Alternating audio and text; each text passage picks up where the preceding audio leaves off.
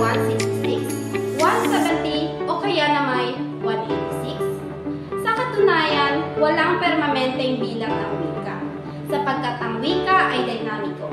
Ito ay buhay at patuloy na nagbabago nang dahil sa patuloy rin na pagbabago ng pamumuhay ng tao. At ang wika ay inaangkop sa mabilis na takbo ng buhay na dulot ng agham at teknolohiya.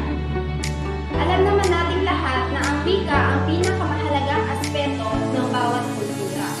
Wika ang pinakamabisang kasangkapan sa ating pakikipagkomunikasyon sa ating kapwa. Pasalita man o pasulat ay magiging sandata natin sa pakikihamon sa pang-araw-araw. Ang Pilipinas ay isang bansang mayaman sa yamang lupa at yamang tubig. Mga tourist spot, hindi dayo ng mga dayuhan. Ngunit ang bansang Pilipinas ay hindi lamang mayaman sa mga pagpasyalan. Mayaman din ang maraming lupa ang meron dito. Nabibilang ang ating bansa sa may maraming ethno-linguistikong grupo, samo-sarili ng ating lingwahe at dayagat ng gitgat. May humigit kumulang na wika ang Pilipinas, ngunit di isa lamang ang tinuturing ng pambansang wika, at ito ay ang Pilipino. At ito ang ilan sa mga iba't ibang uri ng wika o dialekto ng Pilipinas. Agutayno, mula sa hilalang mga lalawigan ng Puyo, Palawan. Mulbog, mula sa pulo ng Balabas at katimugan ng Palawan. Isnag, mula sa kailagaang Apayo. Pangasinan, mula sa Pangasinan. Etneg, mula sa Abra. Itawit, mula sa katimugang Cagayan. Itawit, mula sa katimugang Cagayan. Manobo, mula sa kailagaang Cotabato. Maranaw, mula sa silangang Davao. Masbateño, mula sa Masbate. Sambal, mula sa Central Luzon, Zambales. At Subanon, mula sa Mindanao. Ako po si Binibining Jenny Bibindia at ito ang wakas.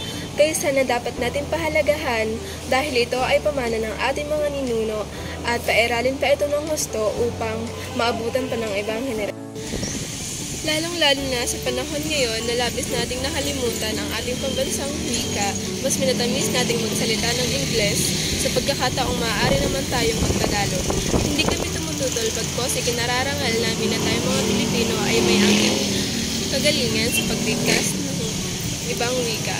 Ngunit nais namin ipapatid na hindi masamang umunlad at sumabay sa yumayabong nakasaysayan, pero hindi ba't masarap na habang nagtatagumpay tayo, ang ibinabandila natin ay ang sarili nating wika. Hindi ba masarap na makilala tayong mga Pilipino, hindi ba't sa talento kundi naging sa ibang kultura?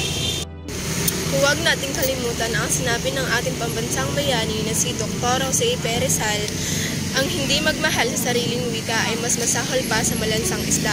Taglayin natin ang pagmamahal at pagpapahalaga sa sarili nating wika dahil ito ay pinakamabisa nating sandata sa ating pagtatagumpay. Kinakailangan na higit pa nating palawakin at pausbungin ang ating wika tungo sa intelektusyon upang patuloy nating maging kaagapay sa pag-unlad ng bansa at sa maging sangkap sa pagkakaunawaan ng bawat Pilipino. Isulong ang kampanya sa paggamit ng wikang Pilipino simula ngayon. At ito po ang aming proyekto sa lingwistika ng Pilipino. Salamat.